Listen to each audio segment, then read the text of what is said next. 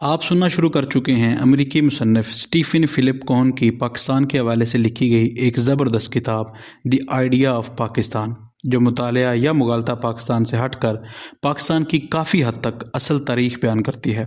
اب اس کتاب کا اگلا پارٹ حاضر ہے۔ Structural problems. پاکستان کی معاشی مشکلات بڑی حد تک ایسے ڈھانچے سے پیدا ہوتی ہیں جو جدید دنیا کے تقاضوں سے مطابقت نہیں رکھتا۔ ایک طرف تو دفاعی اخراجات بہت زیادہ ہیں، دوسری طرف زمین کی غیر متوازن پالیسی پاکستان کے سماجی ڈھانچے کا بنیادی حصہ ہے اور اس کی معاشی پالیسی پر بھی گہرا اثر ڈالتی ہے۔ بڑے زمینداروں کا وجود پاکستان کے لیے کئی نقصان دہ نتائج کا سبب بنا ہے، جس میں سے سب سے اہم دیہی علاقوں میں تعلیمی سہولیات کی انتہائی خراب حالت ہے، جہاں زیادہ تر لوگ بے زمین یا مزارع ہیں۔ زمین کی اصلاح کی سست رفتاری اور دیہی ترقی کی کمی نے زیادہ سے زیادہ لوگوں کو روزگار کی تلاش میں شہروں کی طرف دھکیل دیا ہے۔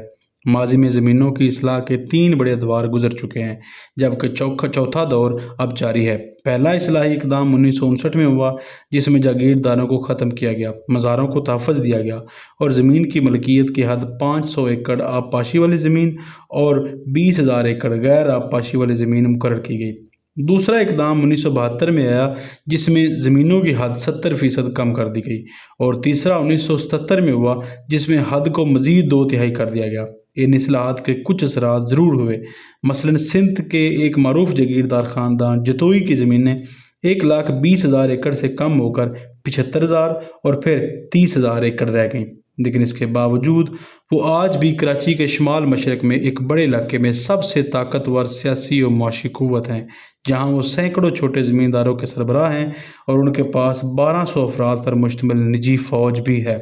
لہذا ان اصلاحات کو احتیاط سے دیکھنے کی ضرورت ہے۔ پاکستان کی کمزور اور بدعنوان بیوروکریسی ان اصلاحات کو روک دیتی ہے، کیونکہ زمین کی حد سے بچنے کے بے شمار طریقے موجود ہیں۔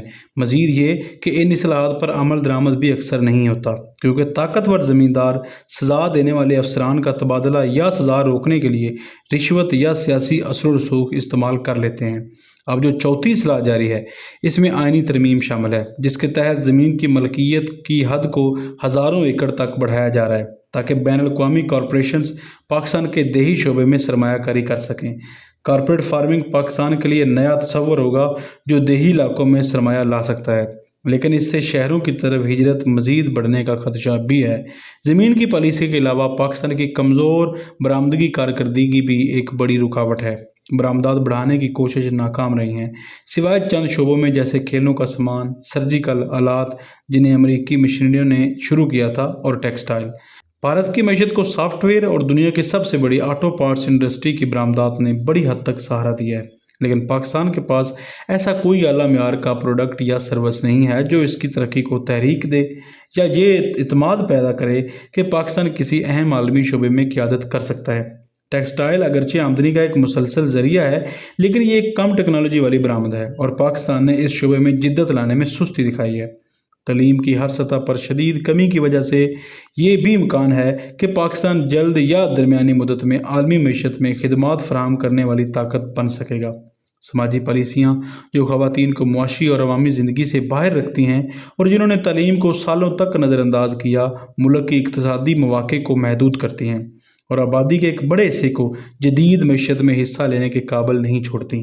بھارت کے ساتھ تعاون پر سیاسی پابندیاں بھی پاکستان کی اقتصادی ترقی میں رکاوٹ ہیں۔ تیسری بڑی ساختی کمزوری ٹیکس وصولی کے شعبے میں ہے، جہاں اصل میں حکومت جو رقم وصول کرتی ہے اس کا تقریباً نصف بھی حاصل نہیں ہو پاتا۔ معیشت کا بڑا حصہ حکومت کی رسائی سے باہر ہے، جو اگرچہ غیر رسمی معیشت کو متحرک رکھتا ہے، لیکن حکومت کی خدمات کی فراہمی کی صلاحیت کو شدید نقصان پہنچاتا ہے۔ 1990 کی دہائی میں اگرچہ پاکستان کی سرکاری معیشت بگڑتی رہی، لیکن غیر رسمی معیشت نسبتاً زیادہ مستحکم رہی۔ نجکاری اور قواعد میں نرمی نے اگرچہ بدعنوانی کے الزامات کو جنم دیا، لیکن اس نے کاروباری جذبے کو بھی تقویت دی۔ پاکستان کی سرکاری فی کس آمدنی تقریباً $500 ہے، لیکن غیر رسمی معیشت سرکاری معیشت سے 3 گنا بڑی سمجھی جاتی ہے۔ اگر اس غیر رسمی دولت کو بھی شامل کیا جائے، اگرچہ اس کا طریقہ کار ایک الگ مسئلہ ہے، تو فی کس آمدنی کا اندازہ $1,700 تک جا سکتا ہے، لیکن چونکہ حکومت اس دولت تک رسائی حاصل نہیں کر پاتی، اس لیے ریونیو کی کمی اور ادائیگیوں کے توازن کا مسئلہ برقرار رہتا ہے۔ ماضی میں غیر ملکی امداد نے ان خلا کو پر کیا، لیکن جب امداد رک گئی تو حکومت کے لیے ملک چلانا مشکل ہو گیا۔ ایک مبصر کے مطابق جب اسٹیبلشمنٹ نے دفاع یا سول بیوروکریسی کے بڑے اخراجات کم کرنے سے انکار کیا، شہری مستبد طبقے، تاجروں اور صنعت کاروں نے سفارشوں، آمدنی چھپانے اور نئے ٹیکسوں کی مخالفت کے ذریعے ٹیکسوں سے بچنے کا راستہ اختیار کیا۔ لوگ اس حکومت کو ٹیکس دینے کے پابند نہیں سمجھتے جو انہیں بنیادی سہولیات تک فراہم نہیں کرتی، خاص طور پر جب وہ حکومت دیہی جاگیرداروں پر بھی ٹیکس نہیں لگاتی تھی جو خود حکومت کی حمایتی طاقت تھے۔ حکومت کی جانب سے ٹیکس بڑھانے کی ہر کوشش احتجاج، ہڑتالوں اور مظاہروں سے ناکام ہو جاتی تھی۔ مؤثر حکومت کی عدم موجودگی میں شہری مستبد طبقے نے اجتماعی کی بجائے نجی حل نکالے۔ انہوں نے نجی اسکول، ہسپتال اور سیکورٹی فورسز بنائیں، مگر اس رجحان نے معاشرے کو نسلی، فرقہ وارانہ اور علاقائی بنیادوں پر تقسیم کر دیا۔ چونکہ حکومت خاطر خواہ آمدنی اکٹھی نہیں کر پاتی، اس لیے وہ نہ فوج کی ضروریات پوری کر سکتی ہے، نہ معیشت کی ترقی کے لیے تعلیمی، صحت اور دیگر بنیادی ڈھانچے میں سرمایہ کاری کر سکتی ہے۔ اس خلا کو شدت پسند اسلامی گروہوں نے پر کیا جو تعلیم اور سیکورٹی جیسے اہم شعبوں میں قدم رکھ چکے ہیں، یعنی ان دو شعبوں میں جن میں طویل المدتی قومی ترقی کی بنیاد رکھی جاتی ہے۔ شاید سب سے تشویشناک بات یہ ہے کہ پاکستان کی معیشت پر فوج کے براہ راست اور بلا واسطہ اثرات تباہ کن ثابت ہوئے ہیں اور اس میں کسی تبدیلی کی کوئی علامت نظر نہیں آتی۔ حالیہ فوجی حکمران نہ صرف معیشت کو سمجھنے میں ناکام رہے، اگرچہ چند ایک کو یہ احساس ضرور تھا کہ معیشت ایک مسئلہ ہے، بلکہ خود مسلح افواج بھی معیشت میں اس طرح ملوث ہو چکی ہیں جو نہ صرف معیشت کی ترقی کے لیے نقصان دہ ہیں بلکہ ان کی پیشہ ورانہ صلاحیت کو بھی کمزور کرتی ہیں۔ اگرچہ پاکستان نے سرکاری اداروں کی نجکاری اور غیر مؤثر اداروں کی نجی ملکیت کی طرف منتقلی کا عمل شروع کیا، مگر فوج سے وابستہ نیم سرکاری بنیادوں اور کاروباری اداروں کے ذریعے ریاست کا اقتصادی کردار خفیہ طور پر بڑھتا گیا۔ ان میں سب سے بڑی تنظیم فوجی فاؤنڈیشن ہے، جو دوسری جنگ عظیم کے بعد فوج سے ریٹائر ہونے والے افراد کی بحالی کے لیے قائم کی گئی تھی۔ 1970 میں اس کے اثاثے 15 کروڑ 20 لاکھ روپے تھے، جو 1982 میں بڑھ کر 2 ارب 6 کروڑ روپے اور 2000 میں تقریباً 9 ارب 80 کروڑ روپے ہو گئے۔ آج یہ ملک کے بڑے کاروباری گروپوں میں شمار ہوتی ہے، جو تقریباً 45,000 ریٹائرڈ فوجی اور 6,000 سے 7,000 حاضر سروس اہلکار ملازم رکھتی ہے۔ 3 دیگر سروس فاؤنڈیشنز جن کا تعلق بری، بحری اور فضائیہ سے ہے، سالانہ 18 ارب روپے کا کاروبار کرتی ہیں۔ یہ ادارے عام کاروبار سے لے کر فوج کو سامان اور سروسز کی فراہمی تک مختلف سرگرمیوں میں مصروف ہیں۔ بحریہ فاؤنڈیشن نے ملک کا سب سے بڑا پینٹ پلانٹ قائم کیا تاکہ وہ نیوی کو درکار تمام رنگ فراہم کر سکے۔ شاہین فاؤنڈیشن جو فضائیہ کی ہے، ایئرپورٹ سروسز، ایک ایئر لائن اور F-16 طیاروں کی پرزوں کی تجارت جیسے منصوبے چلا رہی ہے۔ آرمی کا نیشنل لاجسٹک سیل NLC جو 1980 کی دہائی میں گندم کی ترسیل کے لیے بنایا گیا تھا، اب ملک کی سب سے بڑی فریٹ کمپنی ہے جو ریلوے اور نجی ٹرکنگ کمپنی کا مقابلہ کرتی ہے۔ یہ فوجی کاروبار اس لیے پھیلتے گئے کہ انہیں حکومتی سبسڈی اور ترجیحی معاہدے ملتے رہے، نہ کہ اپنی منافع بخش کارکردگی کی بنیاد پر۔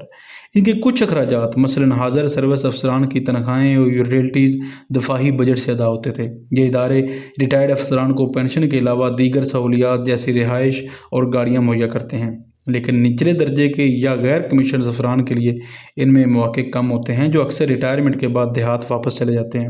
بعض فوجی ملکیتی اداروں میں مقامی آبادی اور افواج کے درمیان تنازعات بھی پیدا ہوئے۔ سب سے نمایاں واقعہ پنجاب کا اکاڑا ملٹری فارم کا محاصرہ تھا جو 1 سال تک جاری رہا۔ اس میں زمین پر کام کرنے والے کسانوں نے مبینہ استحصالی رویے کے خلاف احتجاج کیا، جس پر نیم فوجی دستوں اور فوج کی مداخلت ہوئی اور کئی ہلاکتیں ہوئیں، جنہیں صحافیوں اور دیگر مبصرین نے بھی دیکھا۔ Turning the economic corner with question mark 2004 تک پاکستان کی معیشت بحالی کی طرف گامزن دکھائی دیتی ہے اور آئندہ 5 سال کے لیے انداز محتاط خوش فہمی پر مبنی ہے۔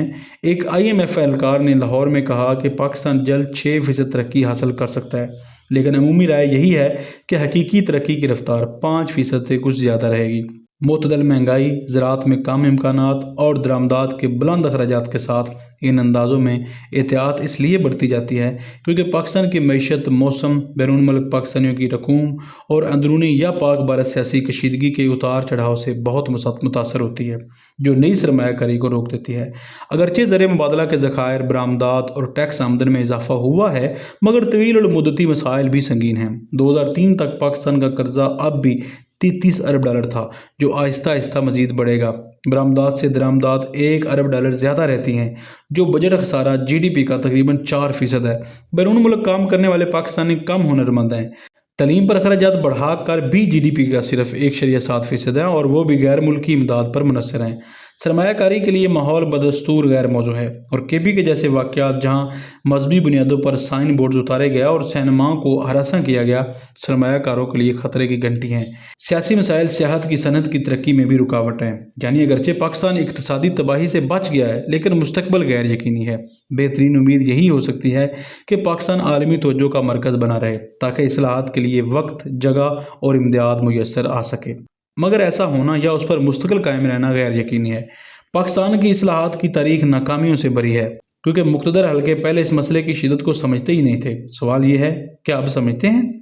فوج کے براہ راست حکومت میں شامل ہونے سے ممکن ہے کہ سیاسی عدم استحکام اور بے ترتیب معاشی پالیسیوں پر قابو پایا جا سکے، بشرطے فوج اسلام پسندوں، جمہوریت کے حامیوں اور صوبائی خود مختاری کے دائیوں سے نمٹ سکے۔ اس کے علاوہ پاکستان کو امریکہ کو خوش رکھنا ہوگا اور بھارت کو اس حد تک ناراض نہیں کرنا ہوگا کہ جنگ چھڑ جائے اور تمام معاشی اصلاحات کی کوششیں برباد ہو جائیں۔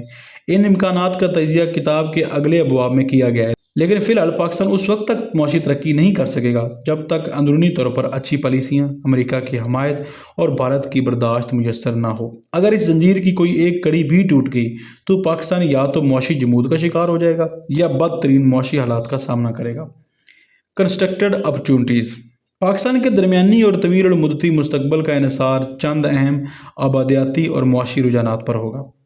پاکستان کا آبادیاتی مستقبل ناقابل تبدیل ہے جب تک کوئی بڑی جنگ، قحط یا نسل کشی نہ ہو۔ اگر پاکستان دنیا کا 5واں بڑا ملک بننے سے بچنا چاہتا ہے، جو کہ 2015 تک ممکن تھا، تو اسے ایک معاشی انقلاب اور بڑے پیمانے پر تعلیمی اصلاحات کی ضرورت ہوگی۔ شہروں میں بڑھتی ہوئی آبادی خاص طور پر بے روزگار اور ناراض نوجوانوں کو سیاسی طور پر متحرک کر سکتی ہے۔ ماضی میں فاضل نوجوان یا تو بیرون ملک چلے جاتے تھے یا فوج اور نیم فوجی اداروں میں نوکری مل جاتی تھی، مگر اب ان کے لیے روزگار کے مواقع کم ہیں اور جو نوکریاں ملتی ہیں ان سے ریٹائرمنٹ بھی جلد ہو جاتی ہے۔ پھر ان کا کیا فائدہ ہوگا؟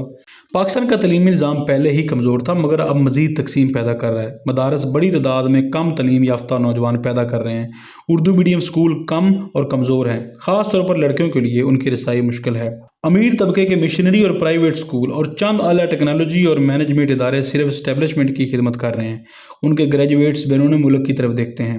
یہ تب ٹھیک ہوتا اگر وہ ملک کی ضروریات پوری کرنے کے لیے کافی تربیت یافتہ افراد پیدا کرتے یا بیرون ملک پاکستانی وطن کو سرمایہ کاری کے لیے موزوں سمجھتے، مگر رجحان اس کے برعکس ہے۔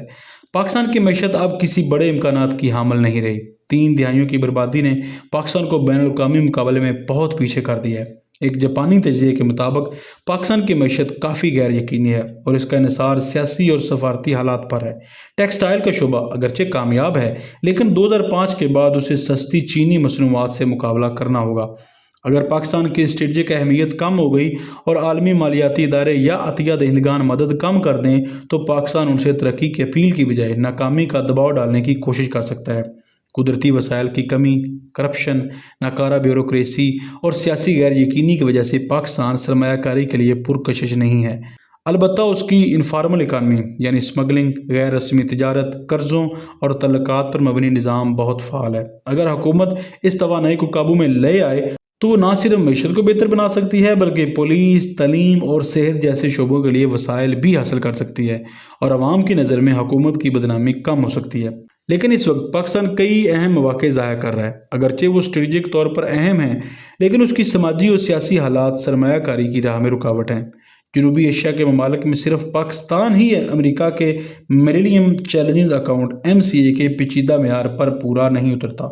ایک تفصیلی مطالعے کے مطابق پاکستان سول آزادی، سیاسی حقوق، احتساب، تعلیم، صحت، بجٹ گسارہ، تجارتی پالیسی، ریگولیٹری نظام اور کاروبار شروع کرنے کے دنوں جیسے 16 میں سے 11 معیاروں پر ناکام ہے۔ پاکستان کے اکثر معاشی اور سماجی مسائل کی جڑ وہ اسٹریٹجک اشرافیہ ہے جس نے قومی سلامتی کو معیشت پر ترجیح دی۔ ماضی میں نہ صرف فوج نے جمہوریت کی راہ روکی بلکہ معاشی اصلاحات اور سماجی استحکام کی اہمیت کو بھی نہیں سمجھا۔ اب جبکہ طویل المدتی مستقبل آ چکا ہے، پاکستان کی حالت یہ ہے کہ وہ اپنے ہم مسئلوں سے کئی دہائیاں پیچھے ہے اور بدعنوانی اور تشدد کا شکار ہے۔